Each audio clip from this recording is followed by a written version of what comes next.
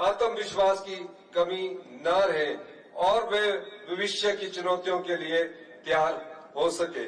हमारी सरकार ने साल 2026-27 से प्रदेश के 151 सरकारी स्कूलों में सीबीएसई मीडियम शुरू करने का निर्णय लिया है।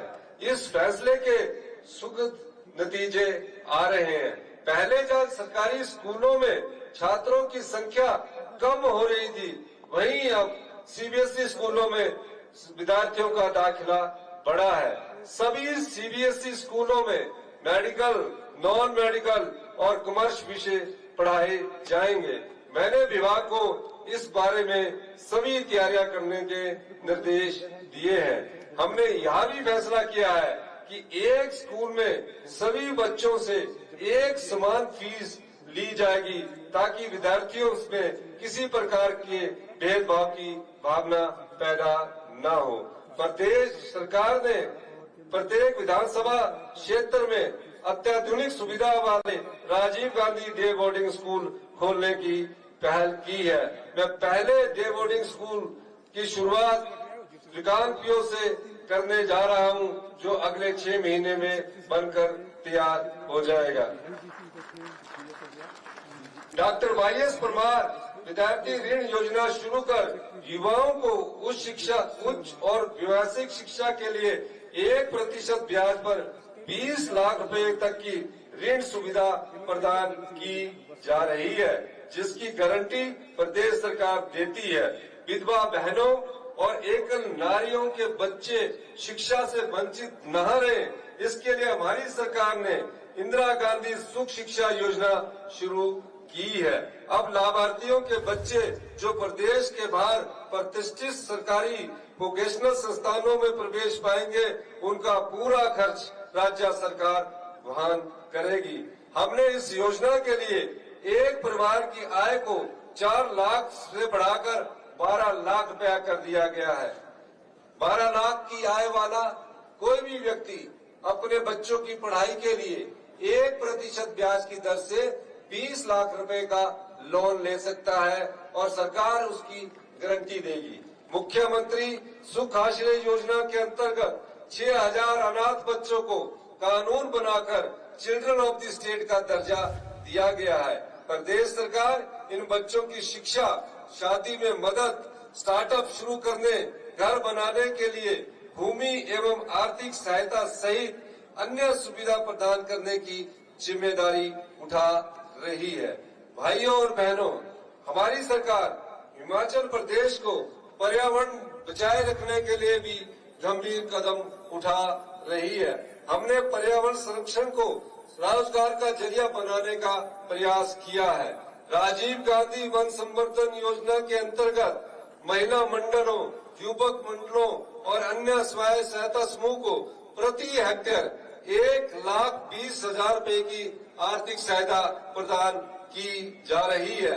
इससे जंगल भी बचेंगे और युवाओं को आजीविका का साधन भी मिलेगा। पर्यावरण संरक्षण की अपनी प्रतिबद्धता को आगे बढ़ाते हुए हम मिशन 32% योजना शुरू करने जा रहे हैं, जिसके अंतर्गत प्रदेश के ग्रीन कवर को वर्ष 2030 तक 29.5% से बढ़ाकर 32% करने का लक्ष्य रखा है। हमारी सरकार ग्रीन एनर्जी के दोहन को बढ़ावा दे रही है। अगले 2 वर्षों में 500 मेगावाट सौर ऊर्जा परियोजना स्थापित करने का लक्ष्य रखा है। प्रदेश में पर्यटन की अपार संभावनाओं को देखते हुए प्राकृतिक, धार्मिक, साहसिक, आध्यात्मिक और स्वस्थ पर्यटन को बड़े स्तर पर बढ़ावा दिया जा रहा है। कांगड़ा जिला को हिमाचल की पर्यटन राजधानी के रूप में विकसित किया जा रहा है।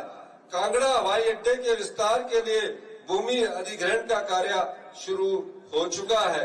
कांगड़ा जिला के देहरा के बनखंडी में एक बड़ा जियोलॉजिकल पार्क विकसित किया जा रहा है। प्रदेश के प्रमुख धार्मिक स्थलों ज्वालामुखी और नैना देवी में धार्मिक पर्यटन को बढ़ाने के लिए 150 करोड़ रुपया मंजूर किए हैं। हमने करुणामूलक रोजगार नीति में संशोधन कर प्रति परिवार आय की पात्रता को 2,50,000 रुपए से बढ़ाकर 3 लाख रुपया किया है, ताकि और अधिक पात्र युवाओं को लाभान्वित किया जा सके। प्रदेश सरकार ने करुणामूलक आधार पर अब तक 640 नौकरियां दी है और 980 नए मामले स्वीकृत किए हैं। हमारी सरकार समाज के हर वर्ग को आर्थिक सुरक्षा, सहयोग और सम्मान देने के लिए प्रतिबद्ध है।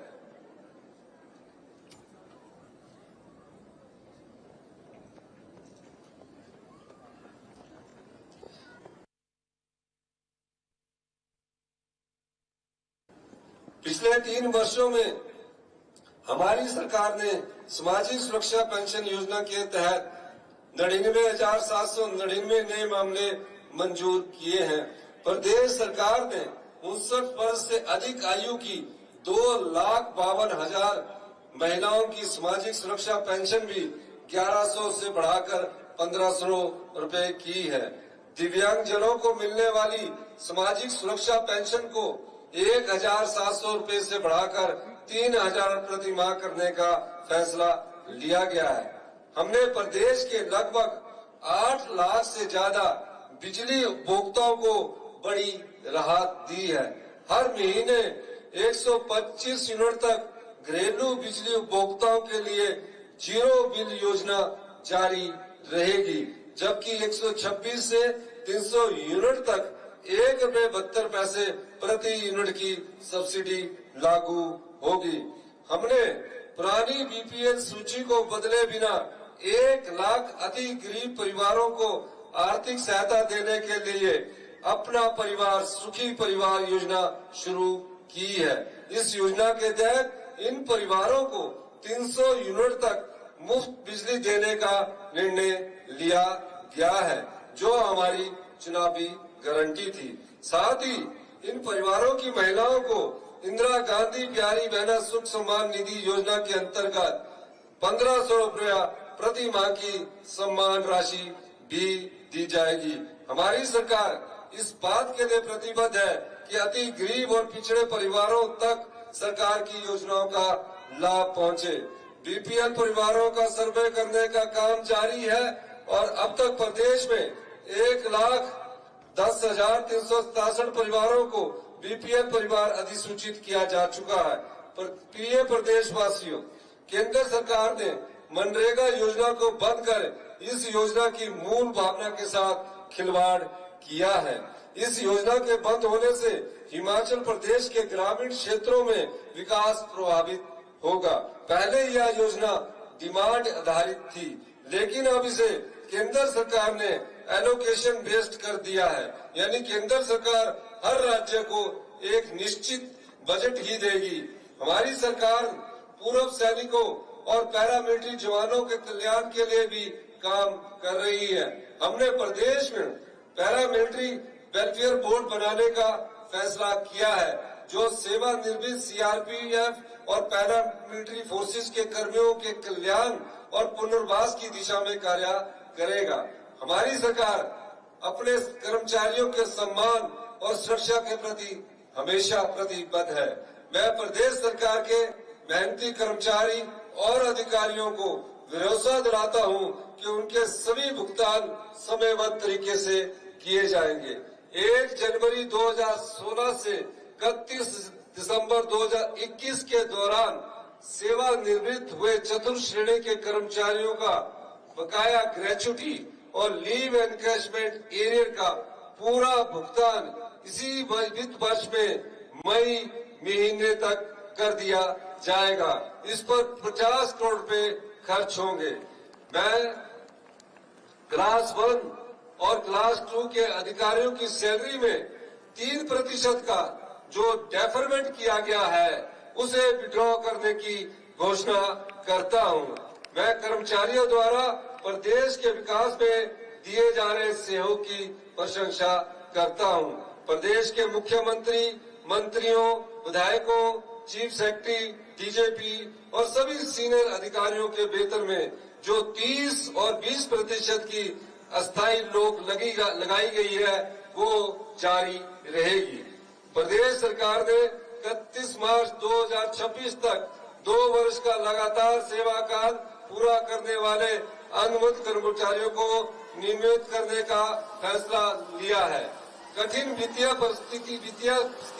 स्थिति के बावजूद हमारी सरकार ने दिहाड़ीदारों की दिहाड़ी में 25 रुपए की वृद्धि की है, जबकि आउटसोर्स कर्मियों को न्यूनतम 13,070 रुपए प्रति माह दिए जाएंगे।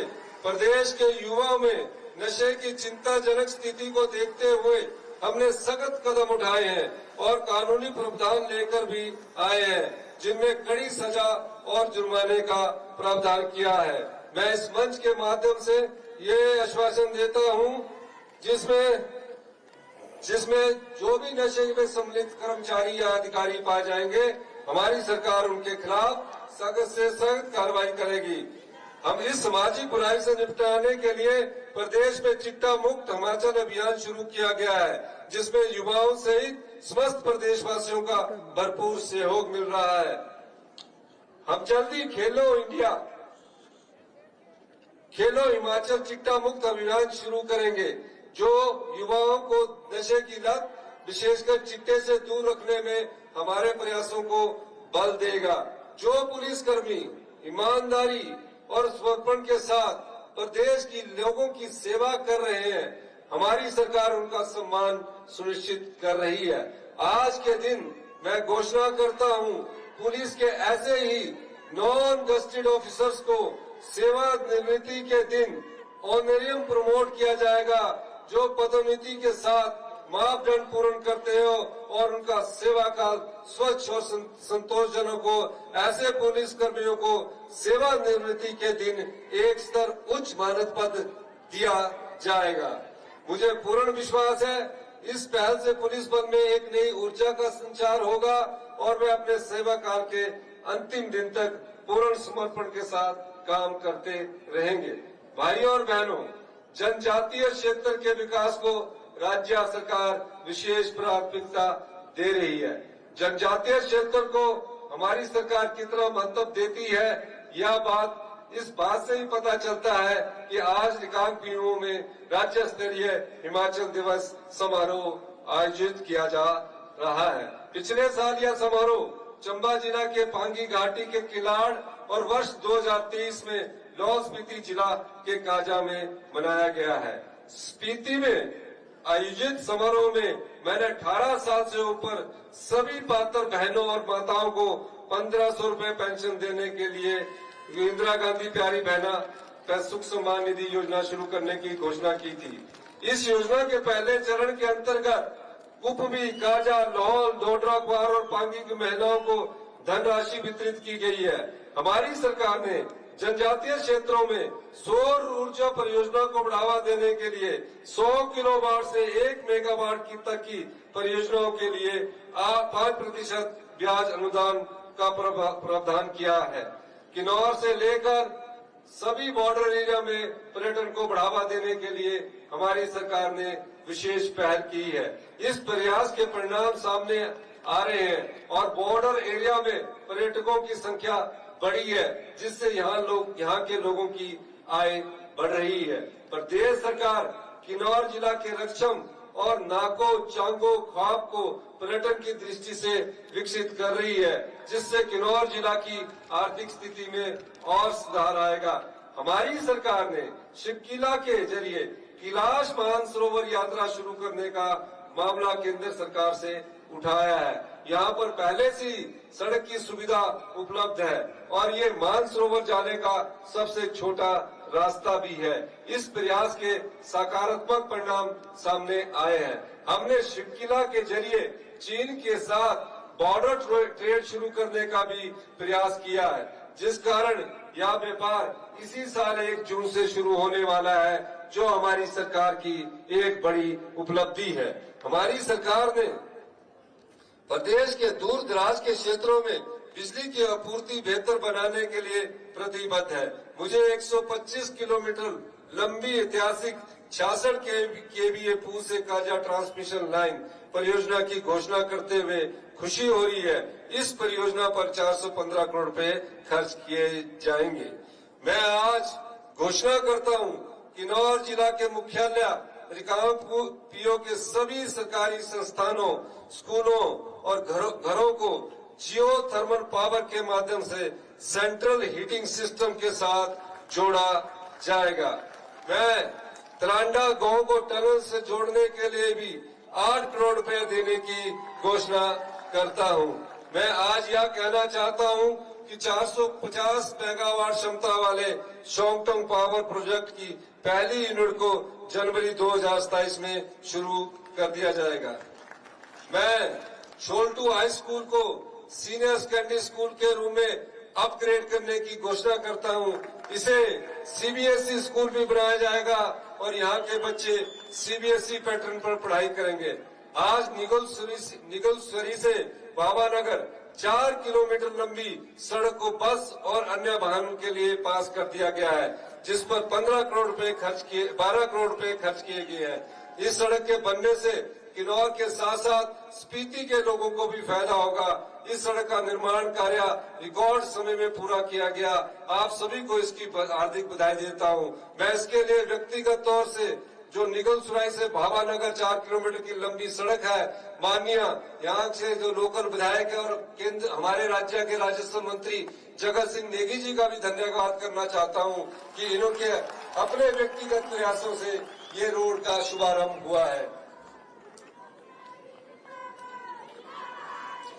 किन्नौर जिले का जो पॉलिटेक्निकल कॉलेज कई सालों से रोडों में चल रहा है, उसे जल्द ही उन्नी में शुरू किया जाएगा। हमारी सरकार ने रिकांगपिओ को शिमला से रिकांगपिओ को हेली टैक्सी की सुविधा शुरू की गई है। इसके लिए भी मैं जगत नेगी जी का बहुत बहुत धन्यवाद करता हूं, क्योंकि जिस दिन ये योजना शुरू की थी उस दिन ये खुद इस हेलीकॉप्टर में बैठकर आए थे।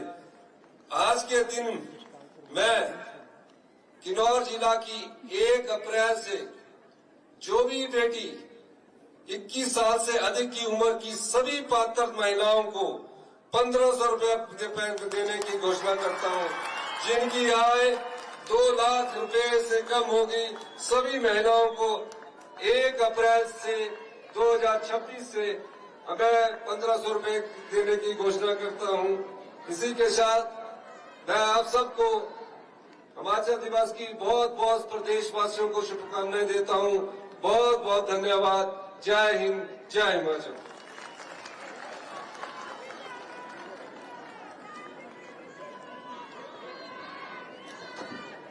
धन्यवाद माननीय मुख्यमंत्री महोदय जी। माननीय महोदय, आपके संदेश, प्रेरणा, संबोधन के लिए आभार। माननीय मुख्यमंत्री जी, आपने प्रदेश को विकास के नए आयाम दिए हैं। आपका विजन, समर्पण और जन कल्याण के प्रति प्रतिबद्धता के लिए अनेक आभार। प्रदेश सरकार ने चुनौतियों को अवसर में बदलते हुए प्रगति के नए आयाम स्थापित किए हैं। आइए अवलोकन करते हैं हिमाचल में हो रहे विकास कार्यों का एक वृत्त चित्र के माध्यम से। प्रस्तुति है